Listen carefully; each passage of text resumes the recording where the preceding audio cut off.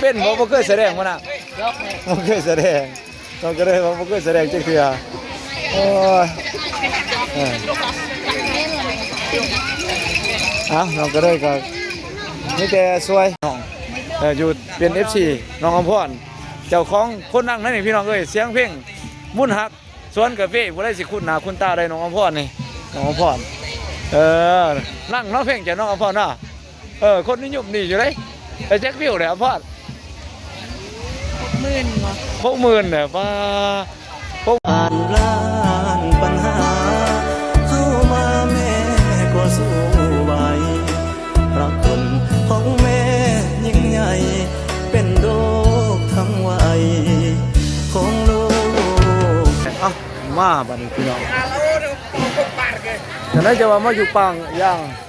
ปลาย่างพระลงพระละไปบ้านนี้โอ้ยเนาะ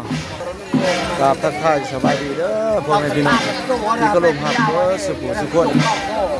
ก็ยินดีต้อนรับเข้าสู่ช่องเบาผู้วงชาแนลคือเก่าเพราะงั้นก็เลยพาทีมงานพ่อแม่พี่น้องบ้านห้างมาในงานรับเสื้อบ้านเป็นบุญบ้านใหญ่เฉลิมฉลอง30 ปีพี่น้องเอ้ย30 ปีนี่เทื่อนึงตัวนี้เป็นบุญใหญ่เนาะบรรดาเผ่า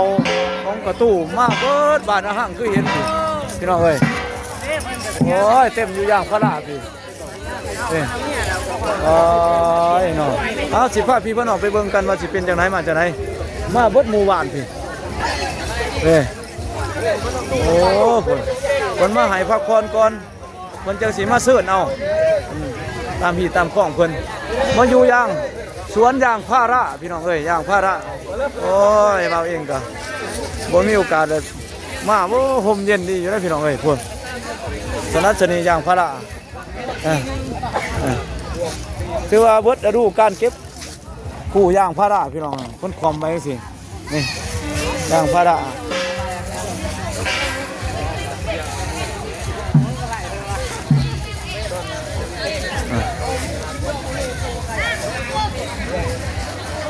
เพิ่นมาพักให้พักผ่อนอยู่พี่ก่อนพักผ่อนพี่ก่อนพี่น้องเอาสิผ้าพี่ผ้าน้องเบิ่งว่าพี่น้องบ้านอาหังเฮาเพิ่นมาไว้หนุ่มสาวหนุ่มก็มามันก็ถืออุปกรณ์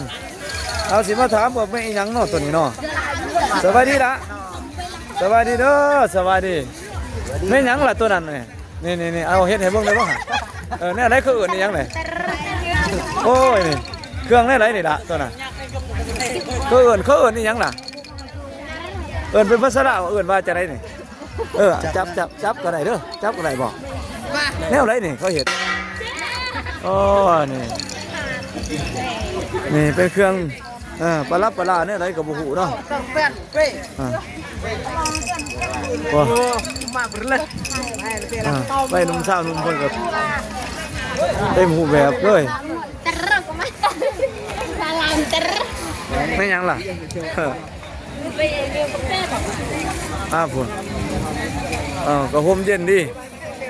อยู่ในสวนของยางพาราของบริษัทก้อนอยู่ได้นุ่งเครื่องของโอ้กาเกียมมันบ่กาเกียมนุ่งเขานี่มาแนะนำการแนวไหนมาแนะนำคอนเสิร์ตเนี่ยก็สิมาทำการแสดงฟ้อนหรือแนวใดก็ได้ครับเพิ่นมาเฮ็ดที่เต็มอยู่หั่นแล้วโอ้จัดตั้งมีเครื่องนุ่งของถือตามเผาเฮาแม่นบ่ตามเผาเฮาโอ้มีกับประดับประดาในต้นโตครับที่เขาได้กันเข้าว่าเฮ็ดเพิ่นเขาจังได๋เข้าบ่เข้าบาดเดียวโดยแน่นั้นผู้อันนั้นผู้เฒ่าผู้แก่ก้อนไปก้อนน่ะนะเฒ่าผู้แก่นอกจากผู้เฒ่าผู้แก่เอาไว้นุ่มนอกจากหัดพวกสาวนุ่มเลยสาวนุ่มไปนุ่มและเด็กน้อยน้ำลังตามน้ำรับเนาะไปก้อนเลยมายิงไปก้อนเพื่อนไปเพื่อนมันนอกจากหัดไปชมบูบอลต่อไปฟอนไปแสดงนะเดินบ้านอยู่ในสลากวนทั้งกลางบ้านเขาถือว่าเขานี่ มาพิธีเอ่อ พิธีบอลพิธีกันกระตักบอล ฟ้อนแต่แนวนั้นนี่มันคล้ายๆบ่กับบ้านก็นอนเพิ่นเฮ็ดเมื่อกี้นี่ แม่ละ คล้ายคือกันบ่ เออ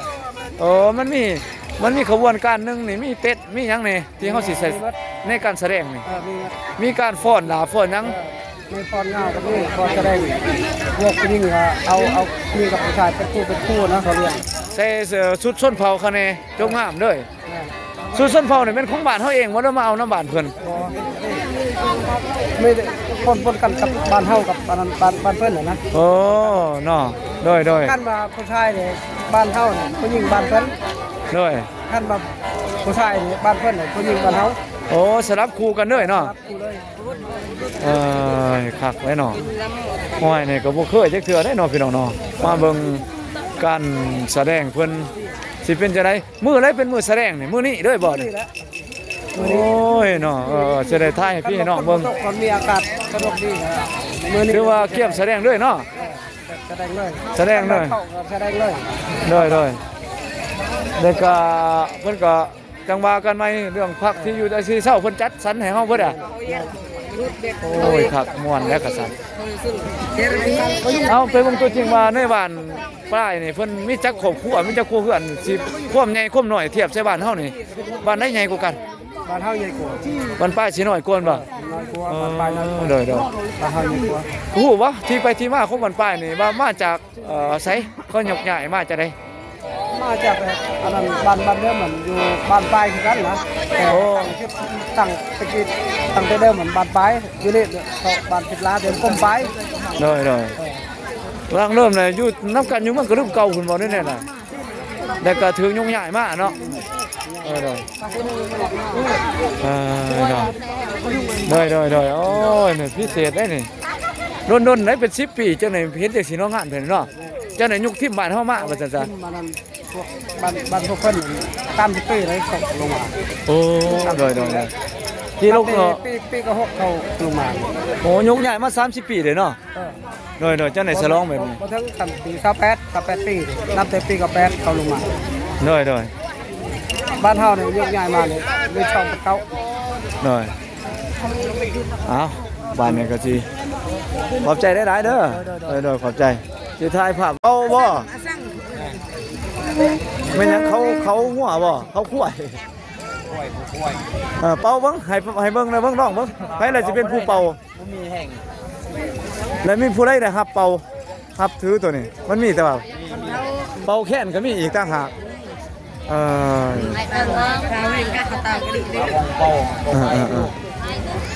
โอเค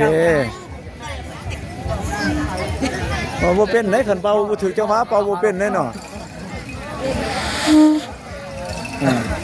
ครั้งแรกในชีวิต อยู่นี่ๆบ้างสิ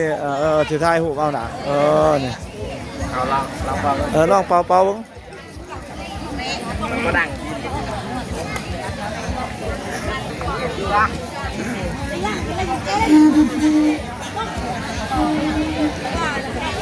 ย้ายขึ้นไปเครื่องอุปกรณ์เพิ่นมีอีหยังไหมอุปกรณ์นี่มีของมีอีหยังอีกมีตีของขบวนแสดงเบิดบ่นี่ผู้นั่งอยู่นี่เป็นนักแสดงเบิดบ่น่ะโอ้ยนักแสดงหมู่บ้านได้นี่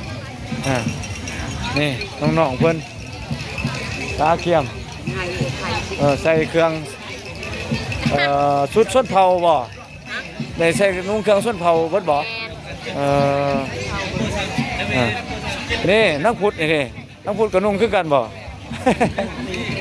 โอ้ยนักพุทธหัวเลย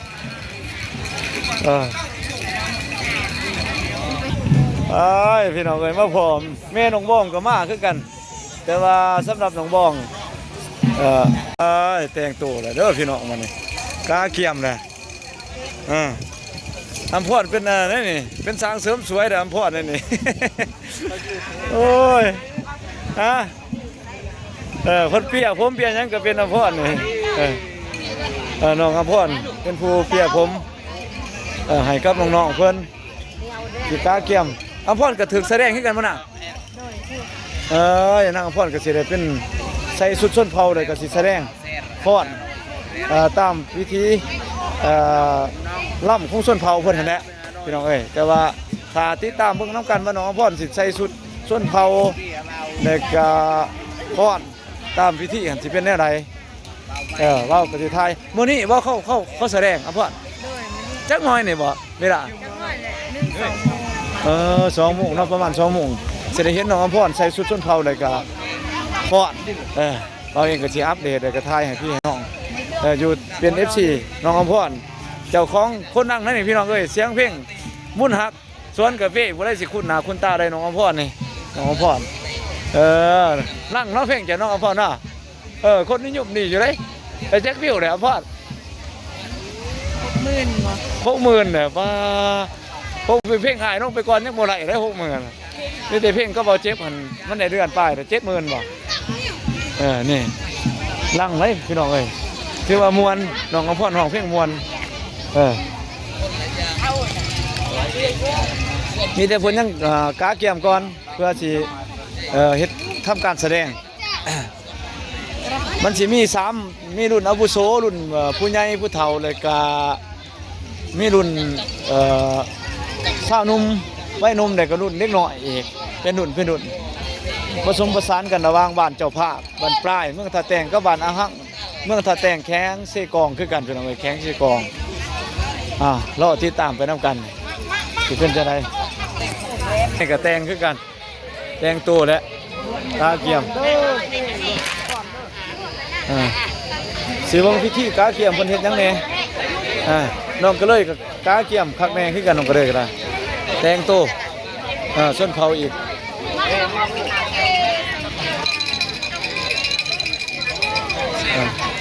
สวัสดีเด้อสวัสดีคุณแม่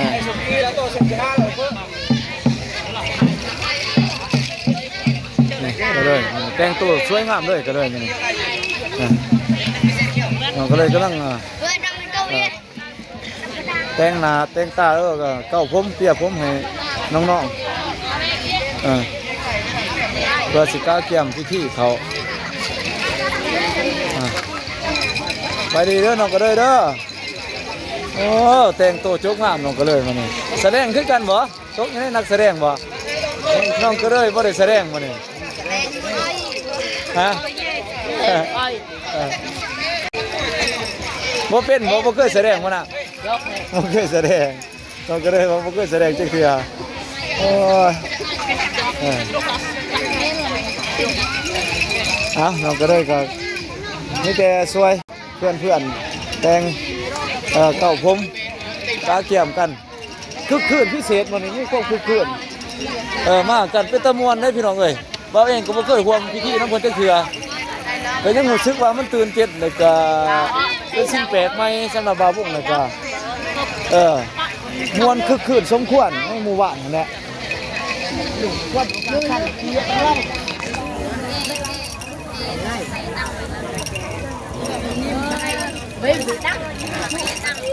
เคยเห็นแต่น้องอภรน้องก็เลย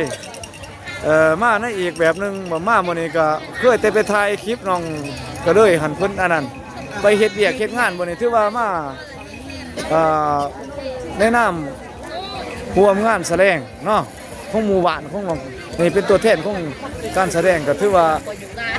สุดยอดน้องก็เลยก็ได้สิถ่ายเอาเนาะก็เลยแนมดีๆก็เลยเบิ่งระบาวสิถ่ายก่อนเนาะ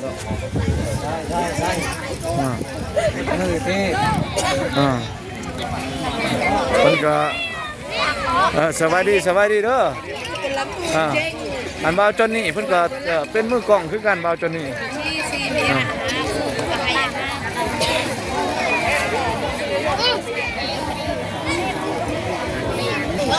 หอยหม้อแค่นจุ้ยเนี่ยบ่ว่า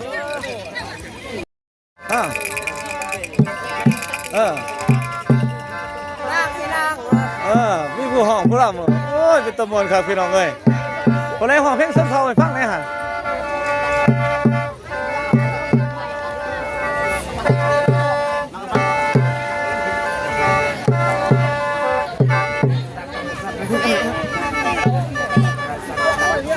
เซมไม่ได้กำลังเลยไปยังโก บ่เลยสิเป็นนักร้องว่าเนี่ยโอ้ม่วนเด้อเพิ่นเป่าแคน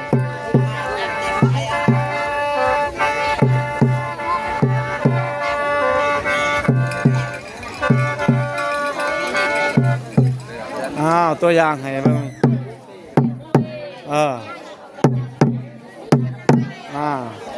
ตัวอย่างเนาะพอได้ห้องเลยเจ้าเด้อตัวมือนำ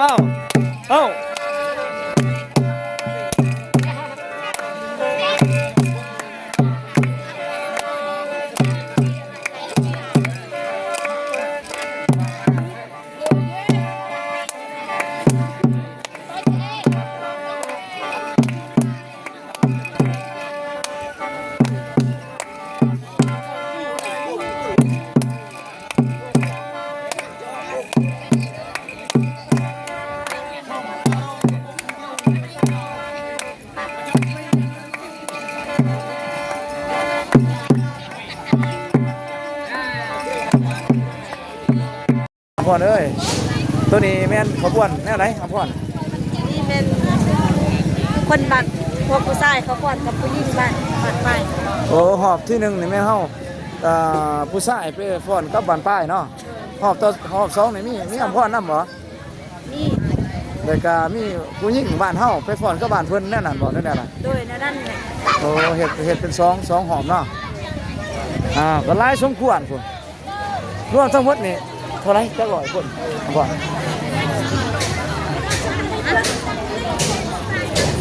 ป้ายมันนั่นแหละ300 300บาทอำพรว่าพ่นก็เตรียมใส่แล้วเครื่องจังอำพรนี่กาเกียมมาแล้วอำพรนี่เครื่องของน้องอำพรนี่ชุดเผากระตู้คนเคยนี่ถือว่าเคยฟ้อนหรือบ่ได้เลยบ่อำพรแล้วทีมงานเฮาได้เคยถ่ายน้องอำพรฟ้อนใส่ชุดนี่บ่ บ่ทันเคยเนาะวันนี้สิบ่เห็นน้องบองเป็นจังได๋น้องบองถือว่าเพิ่นบ่ได้มาควมดอกบ่ได้แน่ใด เพิ่นมาบ่ได้เพราะว่าเพิ่นเอาครัวอยู่บ้านอื่น ถือว่า จะ เพิ่น เอิ้นว่าถือว่าเพิ่นหันเป็นบ้านนอก โอ้ถือว่าเพิ่นออกจากหีดไปดอกบ่ โดยจ้ะ โอ้ไปถือหีดตัวใหม่บ่ โดย หีดใหม่หีดทั้งเบาตูนเนาะโดยนี่บางหลายคนก็สิบ่ทันเข้าใจว่าน้องบองมาควมได้บ่มาอะไรบ่คันว่ามาอยากมานี่คันว่าอยากมาอะไรบ่มันบ่ผิดบ่ ได้ดอก โอ้มันคนละหีดกันนี่มันบ่ แต่ว่าบ้านนอกนี่เรามาได้อยู่เพราะว่าคนในร้านนี้ โดยแต่ว่าอยากมาควมหีดบ้านนี่สิเป็นม่วนร่วมถือว่าเป็นองค์ประกอบร่วมนี่เจ้ามาควมบ่ไหลเนาะมันจะผิดหีดเพิ่นน้องอำพรว่ามีแต่สิเห็นแต่น้องอำพรน้องก็เลยนี่แหละแต่ว่าน้องบองมื้อนี้เจ้าบ่ได้มาควมในงานมื้อนี้ก็สิท่าท่อลอกส้มเบิ่งว่าสิเป็นจังไดพี่น้องเอ้ยถ้าเพิ่นพิธีเริ่มแล้วหอบ1ไปเบิ่งแล้วก็หอบ2ก็สิได้ถ่ายน้องอำพรกาเกียมเนาะอำพรกาเกียมลงเครื่องพี่น้องเอ้ยไป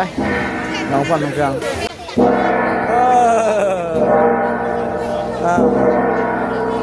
ไม่เถอะ55ยางเมืองสุดแถวนี่มันไก่พุ่นเนาะเป็นเกือบ100 เมตรพุ่นน่ะพี่น้องเอ้ยพุ่นใกล้ครับมันก็ใกล้ที่เขายืนมันทีกันเลย เป็นแถวเลยโอ้คักโอ้สมนาเศร้าวันบ้านของน้องบองนี่มาเบิดใบหนุ่มเศร้าหนุ่มวันนี้เพิ่นก็สิได้นอนพี่ด้วยบ่วันนี้โอ้ยนี่นอนเลย อ้าว สบายดีทุกท่านดีมันก็แนว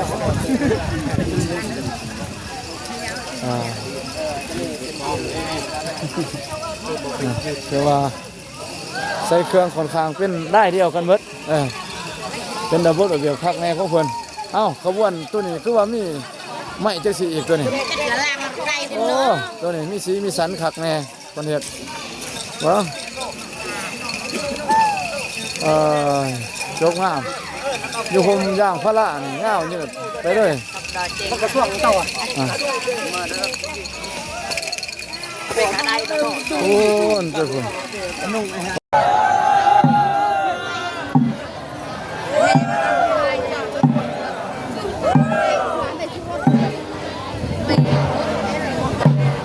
อ้าวนี่เจ้าพกเจ้าเราคน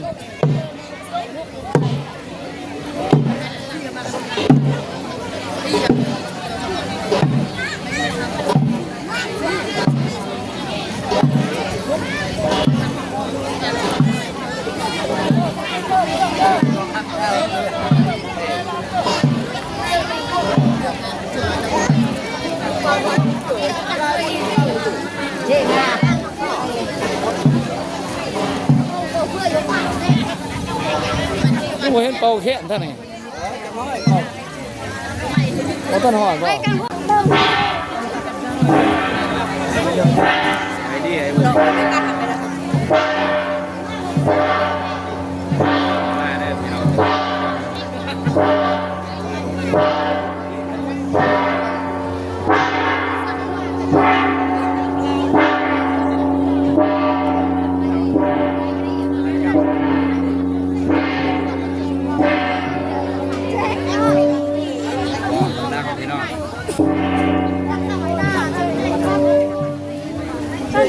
บางที่เนี่ย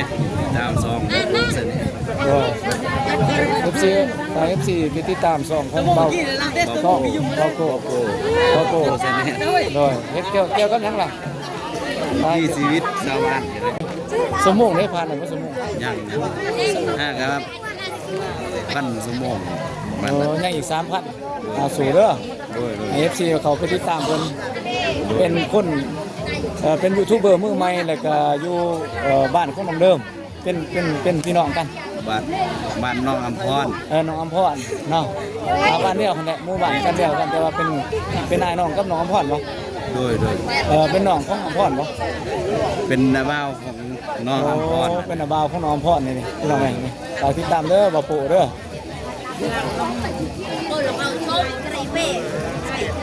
เริ่มแล้วพี่น้อง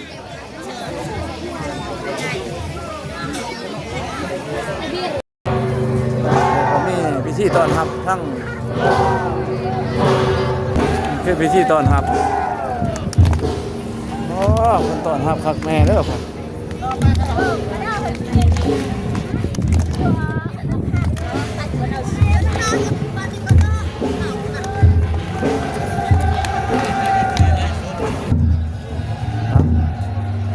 ชื่อการเพิ่น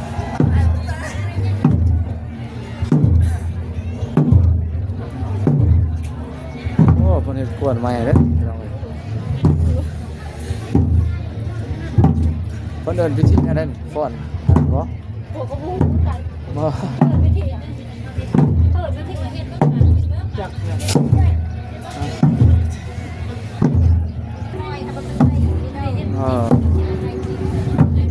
คนนี้ฟ้อนตอนทับเจ้าสินี่สลับกันยิ่งซ้าย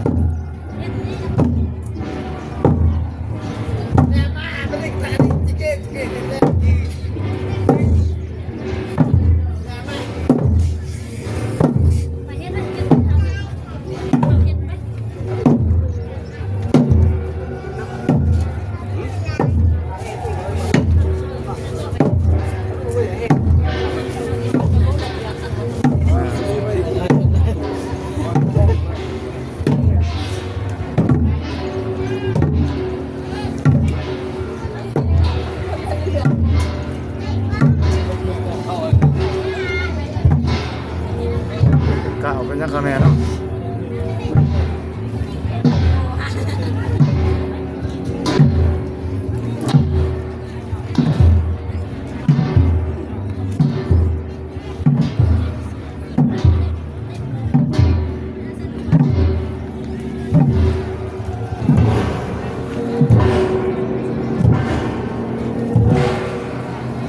เป็นระบบระเบียบนี่ทั้งฝ่ายซ้ายจะเป็นทั้งบ้านอาหักแต่ว่าฝ่ายยิ่งนี่จะเป็นบ้านเจ้าภาพบ้านปลายเมืองทะแตงแข้งเสกองประมาณ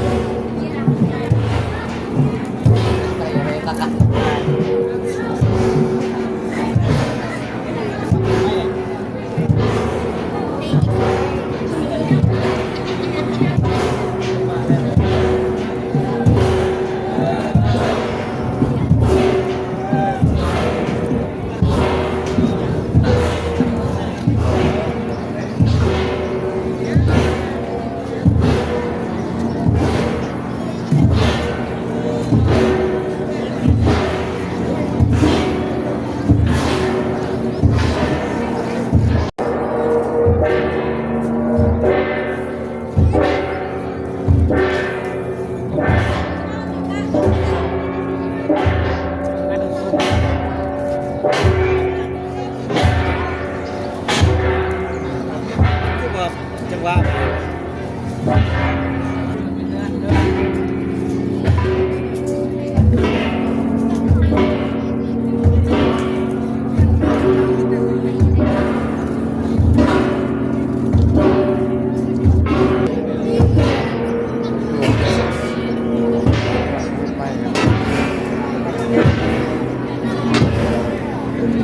โอ้น้าถือ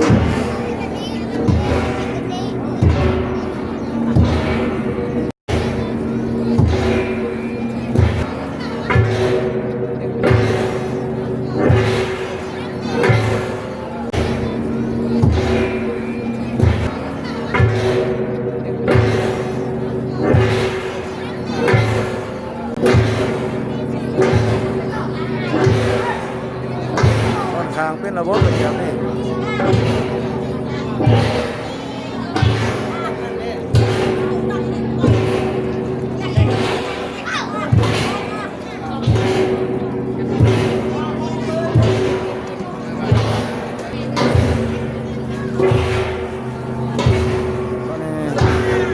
พวกเราผู้ว่าสิเป็นเจ้าของ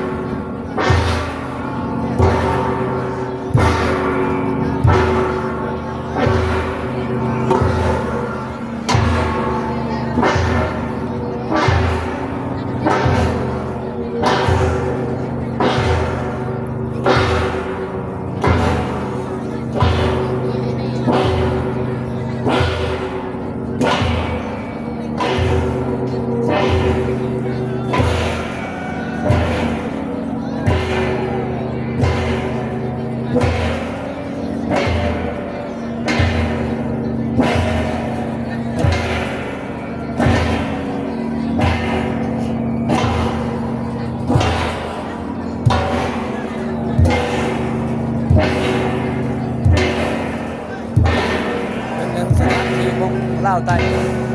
ที่มีการเพาะล่ำแบบเขาตะตู้หาเบิ่งยะเป็นแต่จุดเบิกกระไรมากถ่ายคลิป จะได้งานจะได้ม่วน ว่าจะไหนเนี่ยเขาติดว่าเลยซ้อมกันมาก่อนบ่ แมน ถือว่าเลยซ้อมมาแล้วเนาะ ตอนนี้ซ้อมนี่ไล่ท่าพี่น้อง ถือว่าตัวนี้ก็มันมาเป็นฮีตบ่ โดย ฮีตที่ว่า ฮิตเรานั่นคือแต่สมัยปู่ย่าเขา ตัวนี้นี่แม่นวิธีตัวนี้เฮ็ดทุกปีบ่นั่นจะไหน ปีกันปีกันใกล้กันฮิตทุกปีกันปีกันตามฮิตธรรมดา ตัวนี้นี่เขาก็สำเร็จจัดไงบ่คนเดิม เนี่ยที่นี่เป็นบ้านป้ายเจะภาพเซินบ้านเขาไปเข้าร่วมมีบ้านเขานั่นแหละ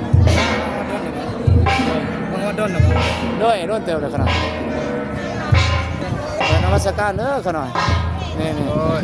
ด้วยนมัสการข เลื่ นา อ ด นพ่อน้องต้นญาติโยม ด้วย ครับสม เพิ่นก็ ซองของปอควงมาวงเด้อ ด้วย ฝากติดตามเลย เพิ่นมา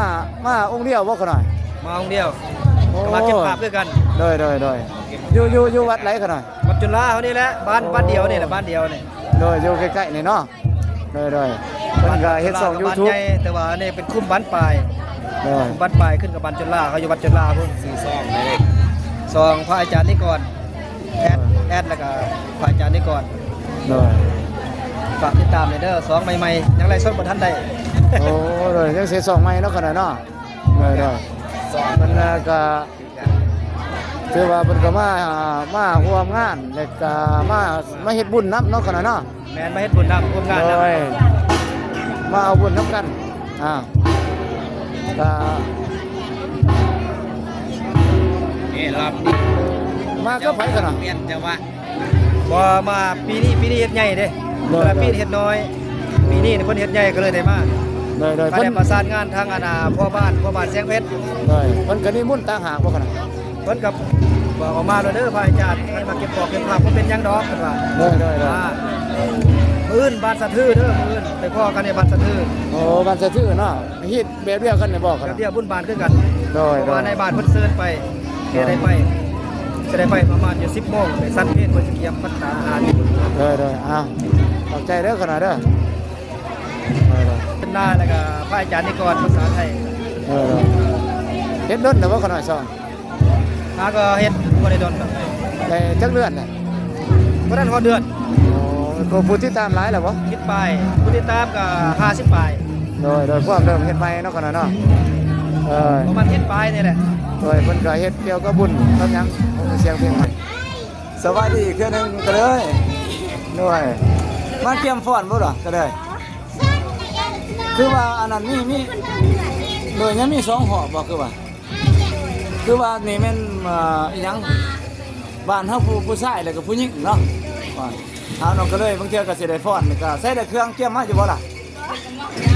โอ้ยนอนเลยพี่เตรียมเครื่องจุกน้ำเลยน้องก็เลยเอาไปแต่งตัวก่อนเพิ่นว่าไปน้องก็เลย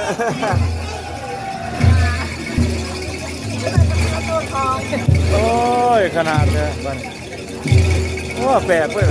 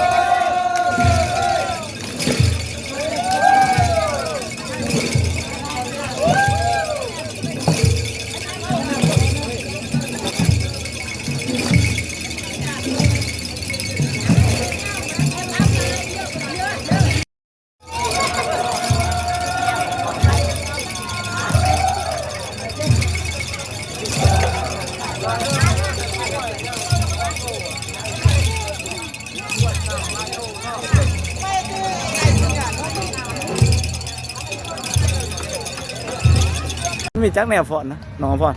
สบายดีสวัสดี โดยสบายดีอีกครั้งน้องฟอนโอ้มาแบบนี้ แซ่บ โอ้ ครับ คือเฮ็ดงามแต่บัดนี่ประธานโก้ก็บ่มาพี่น้องเอ้ย บ่เห็นเพิ่นมาช่วงนี้เรียกหลายแน่เว้าโก้บ่ค่อยได้มาใส่หมักตุ่มหมักติ๊บบ่แนวอะไรน่ะตัวนั้นน้องฟอนเกิดนี่ยังล่ะหมกปัดเนาะแนวอะไร แม่นแม่จะแม่น โอ้น้องฟอนใส่ชุดนี่ก็เป็นแบบส้นเผาอีกแบบหนึงเพิ่นก็ฟ้อนได้ไปจูหนึงพี่น้องเอ้ยได้ไปอัดคลิปเบิ่งก็สวยงามเลยก็เป็นระเบียบเรียบร้อยตามพิธีส้นเผาและน้องอำพรนี่จะเป็นงวดจะเป็น2เนาะ โดย จะเป็นฝ่ายหญิงไปเต้นกับฝ่ายชายนี่น้องอำพรนี่ เฮ้ยมีกาฟอนกะ บ่าวเองก็กาเกียมสิกลับบ้านกลับซองพี่น้องเอ้ยคิดว่าจะได้ถ่ายคลิปฟ้อนของน้องก็เลยแล้วก็น้องอำพรแต่ว่าเพิ่นมีการเปิดเพลงอย่างมันติดลิขสิทธิ์บ่าวเองก็เลยบ่ได้ถ่ายให้ฟังให้เบิ่งเนาะก็โอกาสหน้าถ้ามีโอกาสก็จะถ่ายให้พี่ให้น้องใหม่ เราเองก็ขอบคุณขอมกขอบใจ FC เบิร์ดสุภุชคนที่เขามาเบิ่งมาชมมาให้กำลังใจบ่าวผู้วงก็ขอให้ทุกคนมีแต่สุขภาพเข้มแข็งแข็งแรงร่ำรวยเดินทางก็ขอให้แถวขาดปลอดภัยสะดวกสบายให้ขอให้พระพุทธพระธรรมพระสงฆ์คอยปกป้องคุ้มครอง FC ของบ่าวผู้วงให้มีความสุขเนาะความเจริญบ่ว่าทั้งโลกและทั้งคับเนาะขอให้ FC ของบ่าวผู้วงอยู่ในคุณงามความดีเลยก็มีดวงตาเห็นธรรมในภพในศาสตร์นี่ก็มีความสุขตลอดไปเนาะเราเองก็ติขอลาพี่ลาน้องไปก่อนโอกาสพอกันใหม่เด้อพี่น้องเอ๋ยครับก่อนเด้อพี่น้องเอ๋ยบ๊ายบายแต่ว่ามื้ออื่นก็ยังสิได้กลับมาหับเพิ่นเนาะเพราะว่าส่งก็ต้องได้มาหับเนาะกับมื้ออื่นตอนเช้าเราเองก็จะมาหับแต่จะถ้าว่ามีแนวอะไรก็จะถ่ายให้พี่น้องได้เบิ่งอีกเทื่อนึงเนาะบ๊ายบายพี่น้องเอ๋ยเมื่อก่อน ผ่านล้านปัญหาเข้ามาแม่ก็สู้ไหวพระคุณของแม่ยิ่งใหญ่